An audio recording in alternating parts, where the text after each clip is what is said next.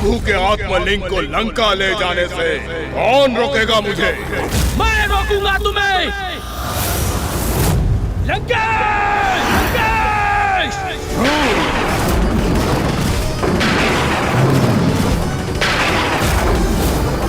ये कैसी विकट स्थिति उत्पन्न हो गई है। लंकेश और नंदेश्वर जी एक दोनों के सम्मुख परस्पर संघर्ष के लिए तत्पर हो गए हैं।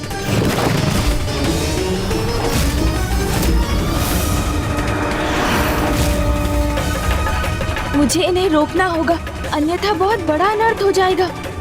कैसे रोकूं इन्हें मैं? नंदी जी इतनी सहजता से कदापि शांत नहीं होंगे, इसलिए मुझे ही शीघ्रता कर कोई युक्ति सोचनी होगी। मैं प्रभु शिव शंकर शंभू का परम भक्त हूँ। प्रभु की कृपा से अत्यंत बलशाली हूँ मैं, इसलिए आप मुझे विवश करेंगे तो मैं तनिक भी संकोच नहीं करूँगा अपने बल का प्रयोग करने में। नंदी जी, मुझे इस प्रकार की चुनौती देना तुम्हारे अहंकार का परिणाम है रावण, और तुम्हारे इस अहंकार को नष्ट करने में मैं तनिक भी संकोच नहीं करूंगा।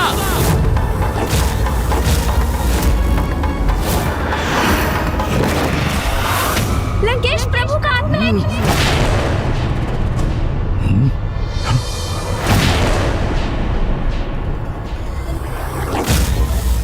आत्मलिंग? क्या हुआ आत्मलिंग को? गणेश जी, आपने इतने उच्च स्वर में आत्मलिंग क्यों कहा? नंदी जी, आत्मलिंग आपके समक्ष है, दशानन के हाथों में है। फिर भी आप इन पर आक्रमण करने जा रहे हैं। और लंकेश, आप भी तो अपने विवेक का उपयोग कीजिए। इस प्रकार प्रभु के आत्मलिंग को अपने हाथों में थामकर आप युद्ध करना चाहते हैं, और आप अपने इस अनुचित कृत्य से अपने प्रभु का अपमान स्वीकार करेंगे? नहीं, मैं इस अहंकारी लंकेश को प्रभु के आत्मलिंग को कदापि नहीं ले जाने दूंगा। मुझे अपने प्रभु के आत्मलिंग को ले जाने से कोई नहीं रोक सकता। वानर, ये क्या कर रहे हैं आप दोनों? इतने उत्तेजित क्यों हो रहे हैं? थोड़ा धैर्य धारण कीजिए। मैं जो कहना चाहता हूँ तनिक उसे सुनने की कृपा कीजिए। मुझे आपकी चिंता ज्ञात है नंदी जी कि पिताश्री के आत्मलिंग को लंका पहुँचाने से लंका में ही शिव धाम स्थापित हो जाएगा, किंतु लंकेश को तो स्वयं प्रभु ने ही अपना आत्मलिंग प्रदान किया है। इसलिए इस प्रकार संघर्ष कर उन्हें छीनकर प्राप्त करना तो महादेव का अपमान होगा ना। शिवनंदन गणेश जी को तो भली भांति ज्ञात है कि यदि प्रभु के आत्मलिंग लंका पहुंच गए तो कितना बड़ा अनर्थ हो जाएगा। और आपको तो ये भली भांति ज्ञात है कि लंकेश ने कितनी घोर तपस्या की है। वरदान स्वरूप उन्होंने प्रभु के आत्मलिंग को उनसे प्राप्त किया है। अब ये आत्मलिंग को लंका ले जाकर स्थापित करें अथवा लंका के मार्ग में ही स्थापित कर दें, ये तो इन्हीं की इच्छा पर निर्भर करता है ना नंदी जी। और अब इनकी इच्छा को पूर्ण करने से इन्हें कोई कैसे रोक सकता है? गौरी पुत्र, आपने सर्वथा उचित कहा। मैं प्रभु के आत्मलिंग को कहाँ स्थित करता हूँ ये मेरी इच्छा पर निर्भर करता है। और लंकेश प्रभु के आत्मलिंग को यहाँ तक लेकर आए तो उसमें इनका दोष नहीं है। दोष तो आप सभी शिवगणों का है, क्योंकि श्रृंगी जी, भृंगी जी, बेताल जी, पिशाच जी एवं देवगण आदि ने इन्हें रोकने का प्रयास तो किया ही नहीं। इसीलिए अब इनसे संघर्ष कर इन्हें रोकने का प्रयास अनुचित होगा नंदी जी। और वैसे भी इनसे युद्ध कर इन्हें कहाँ रोका जा सकता है? और आप सभी यदि इन्हें रोकना ही चाहते हैं तो अपनी बुद्धि का प्रयोग कर किसी युक्ति से इन्हें रोकने का प्रयास करना चाहिए था ना। हाँ, अब जब उस समय सभी शिवगण कोई युक्ति सोच नहीं सके तो इसमें भला लंकेश का कहाँ, शिवगणों का ही दोष है ना। चतुर गणेशा। गौरी पुत्र जो कह रहे हैं उसे ध्यान से सुनिए और उनका सुझाव स्वीकार कीजिए। उसी में आपकी भलाई है। और यदि आप सभी लंकेश को रोकना ही चाहते हैं, तो आप सभी एक साथ आकर अपनी बुद्धि से किसी युक्ति का निर्माण कर इन्हें रोक कर दिखाइए। किंतु वैसे मेरे विचार से अब लंकेश को रोकना किसी के लिए भी संभव नहीं। आपकी चतुराई तो अद्भुत है गणेश जी। लंकेश को तनिक आभास भी नहीं हुआ और आपने उनके ही समक्ष उन्हें रोकने का उपाय सुझा दिया। मैं अब यथाशीघ्र यहाँ से लौटूंगा और जैसा आपने कहा वैसा ही करूंगा। अभी भी यहाँ स्थित रहकर क्या विचार कर रहे हैं नंदी जी आप? गौरीपुत्र का सुझाव समझ नहीं आया क्या? लंकेश, आपसे महादेव के आत्मलिंग को छीनकर प्राप्त करने का प्रयास करना तो स्वयं महादेव का अपमान करना होगा ना। इसलिए मैं स्वयं आपके मार्ग से हट रहा हूं। आइए, जाइए, आप जाइए।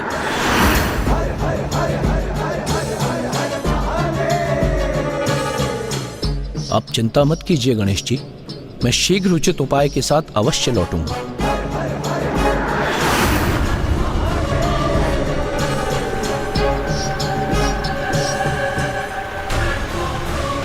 भीरू बनकर कहां छुपे बैठे हैं आप सभी?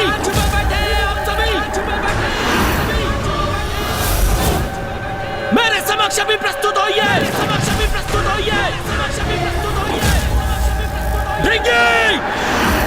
उन्होंने पुकारा मुझे।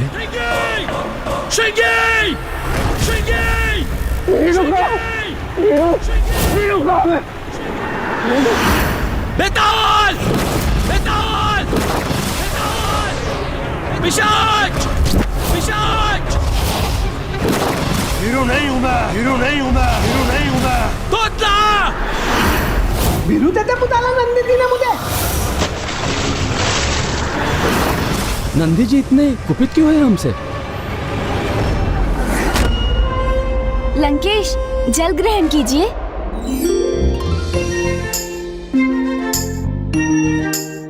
लंकेश, ये ज्ञात होने के उपरांत भी कि नंदी जी स्वयं प्रभु महादेव के अवतार हैं, आप उन्हें ईश्वर के रूप में स्वीकार क्यों नहीं करते? चतुर गणेशा। क्योंकि स्वयं शिव शंकर शंभू और उनके अंश में बहुत भेद है। क्योंकि उनके अंश तो नारायण भी हैं और ब्रह्मदेव भी, किंतु वो तब भी साक्षात शिव कहा, जो सर्वश्रेष्ठ हैं, परम ब्रह्म ईश्वर हैं। वो मेरे प्रभु शिव शंकर शंभू ही हैं, सर्वोच्च भगवान हैं। ये कैसी विडंबना है कि एक महान प्रभु भक्त भी अपनी अज्ञानतावश अपने ही ईश्वर को सर्वोच्च मानने की भूल कर बैठते हैं। वो ये भूल जाते हैं कि परम ब्रह्म ईश्वर एक ही है। वो भिन्न रूपों में प्रकट अवश्य होते हैं, इसलिए भक्त उन्हें अनेकों रूपों में पूजते हैं। किंतु अपने आराध्य को सर्वोच्च प्रमाणित करने के अनुचित प्रयास में वो संपूर्ण समाज में शांति के स्थान पर अशांति का विस्तार कर देते हैं। क्या हुआ गौरीपुत्र, किस विचार में डूब गए आप? मैं आपको स्पष्ट कर दूं, कुछ ऐसे मनुष्य भी हैं जो स्वयं को परमेश्वर घोषित कर देते हैं। कलयुग में तो ऐसे मनुष्य प्रत्येक प्रांत में प्रकट होंगे, किंतु ऐसे मनुष्यों को यह ज्ञात नहीं होता कि स्वयं को परम ईश्वर मानने का भ्रम रखने का कितना बड़ा दुष्परिणाम भुगतना पड़ सकता है उन्हें। और उसके प्रत्यक्ष प्रमाण हैं पितामह ब्रह्मदेव, जिनसे एक बार ऐसी ही भूल हुई थी। स्वयं को परम ब्रह्म घोषित कर स्वयं को सर्वश्रेष्ठ मान लिया था उन्होंने, और अपने इस अहंकार का बहुत बड़ा दंड प्राप्त हुआ था उन्हें, जिसका परिणाम तो हमारे समक्ष है।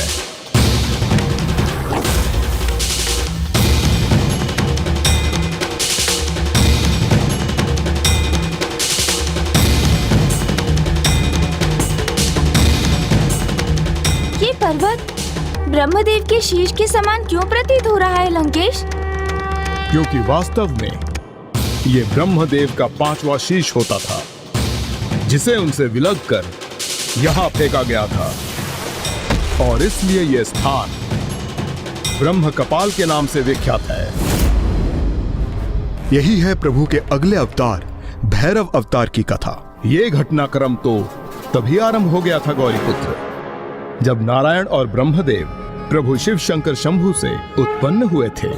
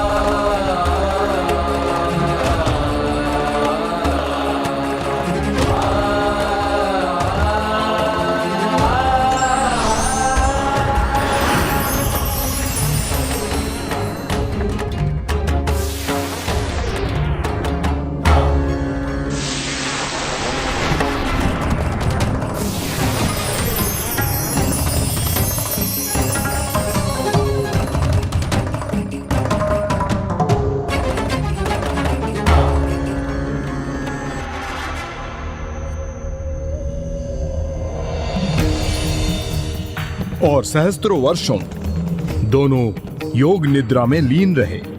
और सर्वप्रथम पितामह ब्रह्मदेव की निद्रा भंग हुई तो वो उस दिव्य कमल के तने को देखकर, जिसका ना ही कोई आरंभ था और ना ही कोई अंत, वे अत्यंत अचंभित हुए और उनका कौतूहल जागृत हुआ। एकमात्र मैं ही हूं यहाँ, मेरे अतिरिक्त और किसी का भी अस्तित्व नहीं है। अर्थात एकमात्र मैं ही ईश्वर हूं, मैं ही परम ब्रह्म हूं।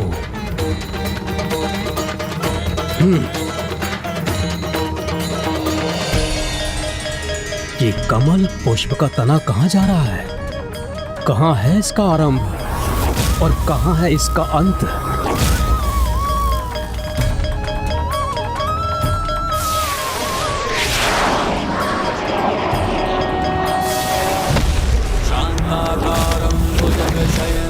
पद्मनाभं सुरेशं विश्वाकारं गगनसदृशं मेघवर्णं शुभांगं।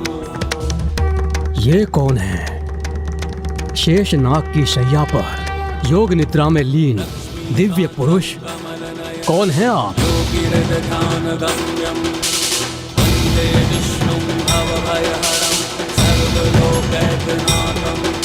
जिस कमल से मैं उत्पन्न हुआ उसकी ऊर्जा को क्यों सोख रहे हैं आप?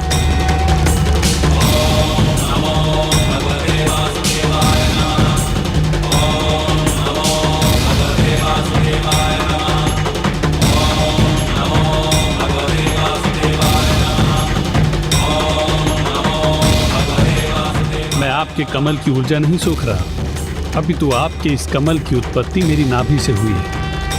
अर्थात इस कमल का और इस कमल से उत्पन्न हुए आपका जन्मदाता मैं हूं। प्रतीत होता है आप स्वयं को मुझसे अधिक श्रेष्ठ प्रमाणित करने का प्रयास कर रहे हैं, किंतु आप भूल रहे हैं कि मैं ही परम ब्रह्म हूं। मैंने ही आपको सर्वप्रथम जागृत किया था और यह स्पष्ट है कि सृष्टि के समक्ष मेरा ही अस्तित्व सबसे पहले उजागर हुआ है। इसलिए हम दोनों में मैं ही श्रेष्ठ हूं, आप नहीं। मेरा तो यही विश्वास है, जो आधार प्रदान करता है वही श्रेष्ठ होता है, और आपका आधार तो मैं हूं, तो मैं श्रेष्ठ हुआ ना? आपका स्थान तो यहाँ नीचे है और मेरा स्थान वहां ऊपर अनंत ब्रह्मांड में, और उच्च स्थान उसी को प्राप्त होता है जो सर्वोच्च होता है। इसलिए सत्य तो यही है कि मैं आपसे अधिक श्रेष्ठ हूँ, कि मैं आपसे अधिक श्रेष्ठ, कि मैं आपसे अधिक श्रेष्ठ, कि मैं आपसे अधिक श्रेष्ठ हूँ।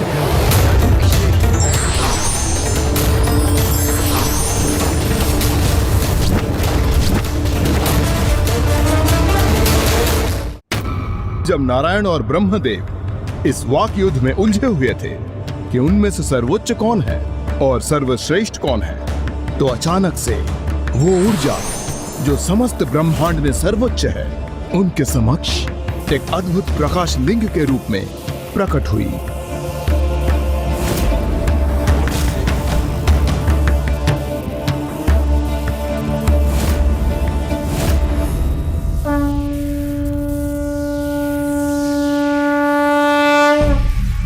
ये प्रकाश स्तंभ तो अनंत है। अब हम दोनों के अतिरिक्त ये क्या है? कैसा प्रकाश है ये? कहां से उत्पन्न हो? और उन दोनों को तो अनुमान भी नहीं था कि वह प्रकाश स्तंभ और कुछ नहीं, मेरे प्रभु शिव शंकर शंभू का प्रकाश लिंग था, जो सर्वोच्च है, श्रेष्ठतम है, जिनका ना कोई आदि है ना अंत। इसलिए उन दोनों को उस प्रकाश लिंग का आदि अंत दिखाई ही नहीं दे रहा था। और आप मेरे प्रभु की तुलना उस नंदी से कर रहे थे, उन्हें शिव स्वरूप पुकार रहे थे आप गौरी पुत्र। आशा करता हूँ नंदी जी मेरी बातों को समझ गए होंगे और अब तक उन्होंने लंकेश को रोकने की योजना बनानी आरंभ कर दी होगी। बीनू तो बोला आपने हमें, बीनू क्यों पुकारा आपने नंदी जी हमें? आपने भीरू पुकारा नंदी जी? हमें भीरू बोला नंदी जी? क्यों बीनू बोला? भीरू ही तो है आप सभी, भीरू ही तो है आप सभी। जो आपने लंकापति रावण को यहाँ से प्रभु के आत्मलिंग को लेकर उसे प्रस्थान करने दिया, उसे रोकने का प्रयास तक नहीं किया, उसे रोकने की चेष्टा तक नहीं की। और आज के दिवस के पूर्व ही लंकापति लंकेश लंका में प्रभु के आत्मलिंग को स्थापित करेगा और तब लंका में ही स्थापित होगा शिवधाम। और लंकेश रावण हमसे हमारे प्रभु को दूर करने की योजना में सफल हो जाएंगे।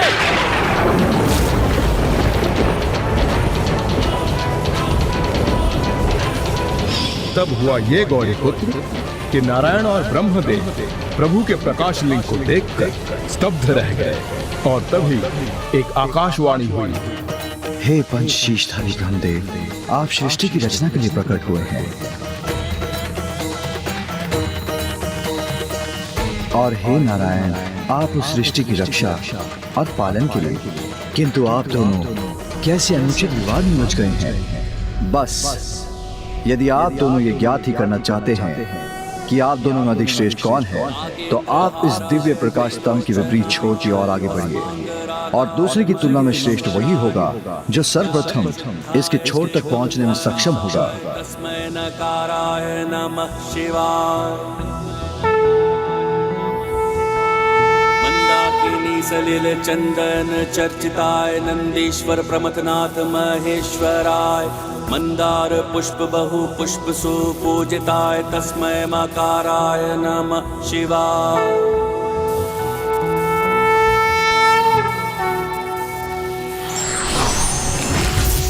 और फिर उस प्रतियोगिता में भाग लेने के लिए ब्रह्मा जी हंस पर आरूढ़ होकर ऊपर की ओर बढ़ते चले गए और विष्णु अपने वराह अवतार रूप में नीचे की ओर बढ़ते चले गए।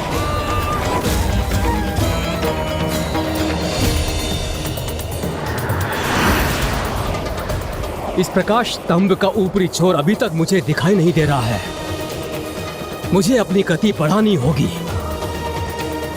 क्योंकि इस स्पर्धा में यदि नारायण विजयी हो गए, ये मैं कदापि स्वीकार नहीं करूंगा।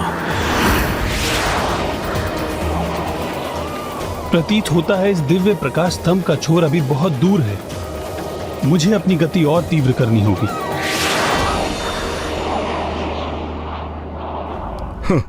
नारायण ने क्या रूप धारण किया है, एक वराह का। लंकेश, आप जिन वराह रूप का उपहास कर रहे हैं ना, मामा जी श्री हरि नारायण ने उसी रूप को धारण कर एक बार पृथ्वी की रक्षा की थी। जब हिरण्याक्ष के कारण संपूर्ण पृथ्वी संकट में आ गई थी, तब वराह रूप में मामा जी श्री हरि नारायण ने ही पृथ्वी को आधार दिया था। और उनका ये रूप तो सदा वंदनीय है और इस रूप की वंदना करने वाले का प्रत्येक कष्ट सदा के लिए दूर हो जाता है। किंतु उस समय तो उनका स्वयं का कष्ट बढ़ता जा रहा था, क्योंकि प्रकाश स्तंभ के निचले छोर को ढूंढने के प्रयास में वो स्वयं उस प्रकाश से विचलित होते जा रहे थे।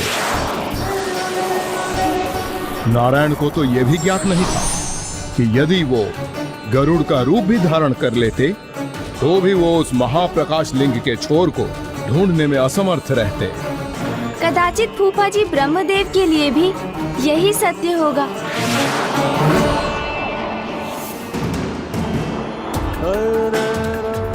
वाहन के रूप में हंस का चुनाव करने के कारण वो नारायण की तुलना में अधिक दूर जाने में सक्षम हुए थे। जैसे जैसे ब्रह्मदेव और ऊंचाई तक बढ़ रहे थे, उनका ऊपर जाना और भी कठिन होता जा रहा था। और दूसरी ओर नारायण ने तो उस दिव्य प्रकाश लिंग की महिमा को समझकर अपनी असफलता स्वीकार कर ली थी। प्रतीत होता है इस दिव्य प्रकाश स्तंभ का दूसरा छोर अभी बहुत दूर है। मुझे अपनी गति और तीव्र करनी होगी। किंतु पितामह ब्रह्मदेव अभी भी इस स्पर्धा में अपनी पराजय स्वीकार करने के लिए तैयार नहीं थे। तभी वहां उनकी ओर गिरता हुआ केतकी पुष्प उन्हें दिखाई दिया।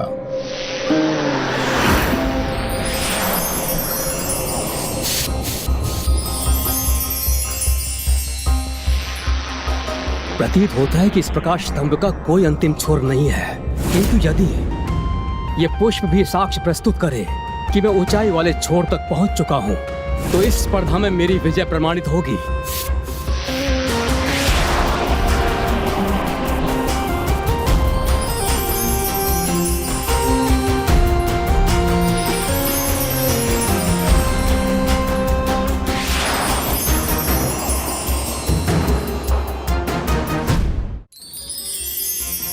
कौन हो तुम और यहां क्या कर रहे हो?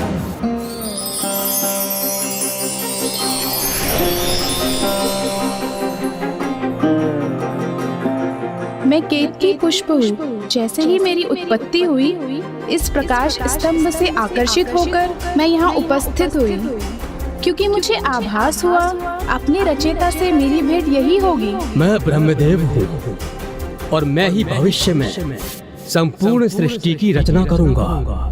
यदि तुम उस सृष्टि का भाग बनना चाहती हो और ये चाहती हो कि संसार में तुम्हें सर्वश्रेष्ठ पुष्प माना जाए, तो तुम्हें मेरी सहायता करनी होगी।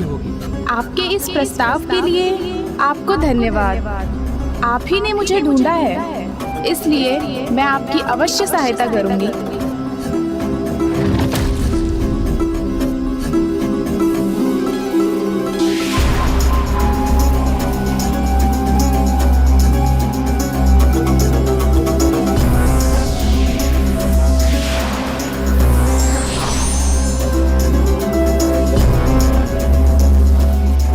क्या आप दोनों में से कोई इस महालिंग की छोर तक पहुंच सके?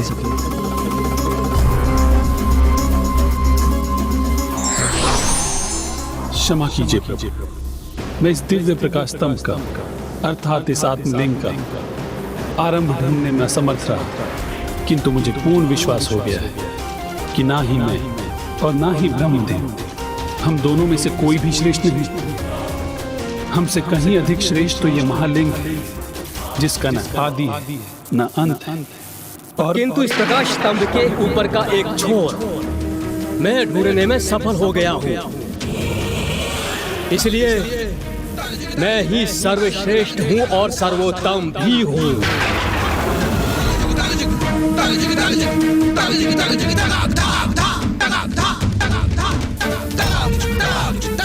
और इसका प्रमाण भी है मेरे पास। ये केतकी का पुष्प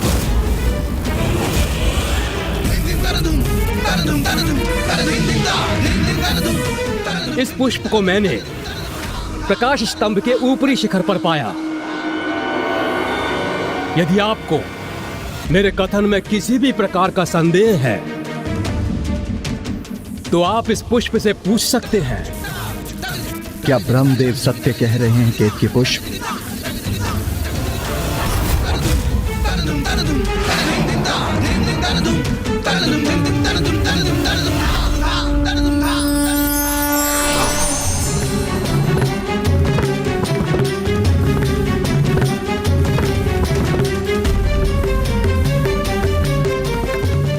हाँ, ये सत्य है। ब्रह्मदेव ने मुझे महालिंग के ऊपरी शिखर पे ही पाया था।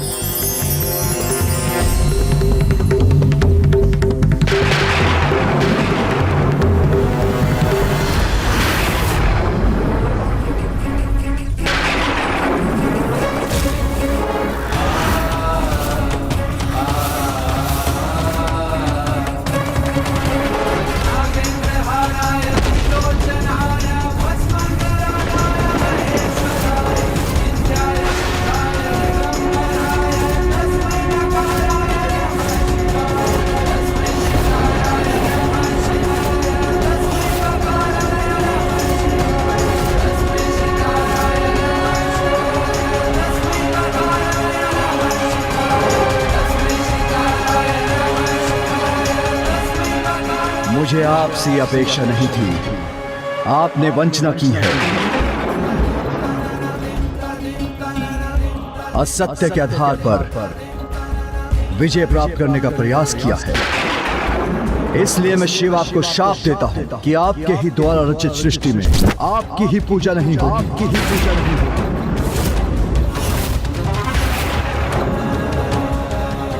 और केतकी पुष्प, तुम्हें पुष्पों में सर्वश्रेष्ठ और मेरे सर्वाधिक प्रिय पुष्प बनने के लिए उत्पन्न किया गया था, किंतु तुमने असत्य का साथ देकर अधर्म किया है। इसलिए मैं तुम्हें भी श्राप देता हूं कि तुम्हें किसी पूजा में कोई मान्यता प्राप्त नहीं होगी। तुम्हें मंदिरों एवं पूजा स्थल से सदैव बाहर रखा जाएगा और मात्र वहां की सच्चा के लिए ही तुम्हारा उपयोग होगा। नहीं प्रभु, क्षमा। मेरा जन्म इस सृष्टि के सृजन के लिए हुआ है, अर्थात मैं ही परम ब्रह्म हूँ। आप होते कौन है मुझे? होते कौन है श्राप देने वाले? श्राप देने वाले।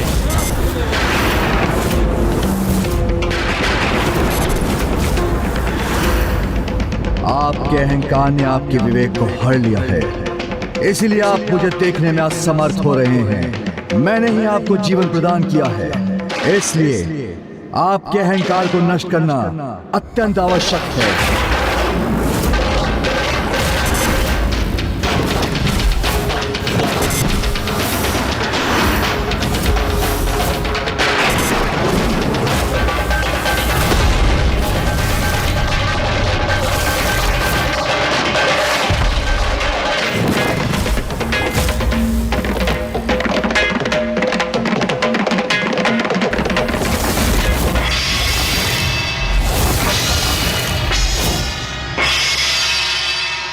परम ब्रह्म नहीं है आप, किंतु आपके अंदर का अहंकार आपको परम ब्रह्म होने का भ्रम उत्पन्न कर रहा है। ऐसे अहंकार से परिपूर्ण एवं असत्य वचन बोलने वाले आपके पंचम शीश को दंड भुगतना ही होगा।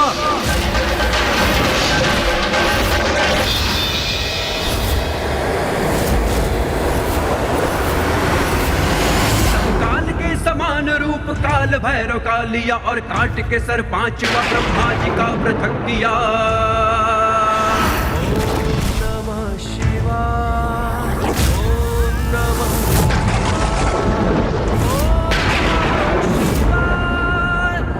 ओम नमः शिवाय, ओम नमः शिवाय।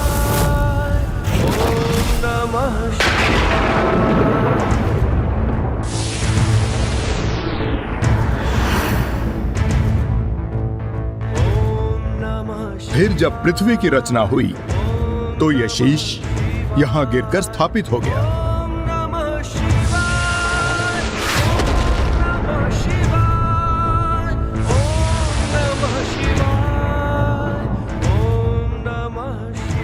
लंकेश, जहाँ तक मैं समझ सका हूँ, महादेव की महानता मात्र इतनी ही नहीं थी कि उन्होंने भैरव अवतार लेकर ब्रह्मदेव को उनके अहंकार से मुक्त किया, अपितु उनकी महानता तो इसमें भी थी ना कि ये ज्ञात होते हुए भी कि उन्होंने ऐसा किया कि ब्रह्मदेव का शीश उनके शरीर से विलग करने के लिए उन पर ब्रह्म हत्या का दोष लगेगा। आप उचित कहते हैं गौरी पुत्र, ये भी महादेव का ही त्याग था कि उन्होंने ब्रह्म हत्या का दोष अपने ऊपर ले लिया था, और इस दोष हेतु प्रभु काल भैरव को एक बहुत बड़ा मूल्य चुकाना पड़ा। क्या हुआ था लंकेश, और कैसे उन्हें इसका भारी मूल्य चुकाना पड़ा?